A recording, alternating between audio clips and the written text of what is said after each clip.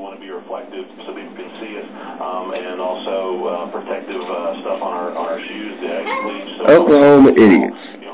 1990 model Pontiac Grand Am versus 2-foot snowdrifts. Victory, Mother Nature, flawless. The paramedics have to respond to your emergency, so don't have trouble for everyone around you and stay in if you can. I mean, this storm done knocked down the drapes, 2 feet of snow up on the workout bench. And they think a little front-wheel drive 1990 model Pontiac is going to get through 4-foot snowdrifts. You might get out of this one right here, buddy, but what about the other 300 just in the Palmplex? Just saying. To be here with you today. We are set up at May and Northwest 36th Street, and we have another one here who did not heed our warning. And this woman, she let him back, and he let her back behind the wheel. And he's trying to help push and clear out the snow. Someone ran him over. She's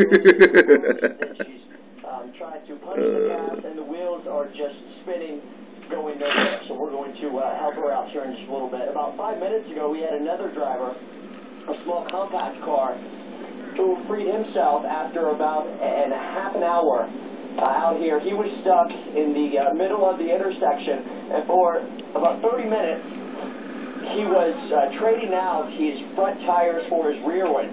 The front ones were bare, not much traction. The rear ones, however, were much better off. He was able to exchange the tires, trade out the front for the rear ones, and he freed himself and is off to work in El Reno. I'm not sure where he works. There was a language barrier.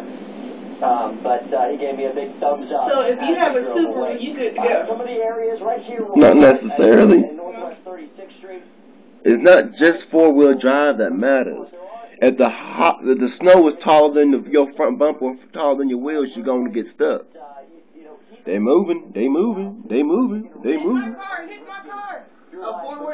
Yeah. Including ours, in danger. But we're going to pack up here in a bit. People are going to Dunkin' Donuts.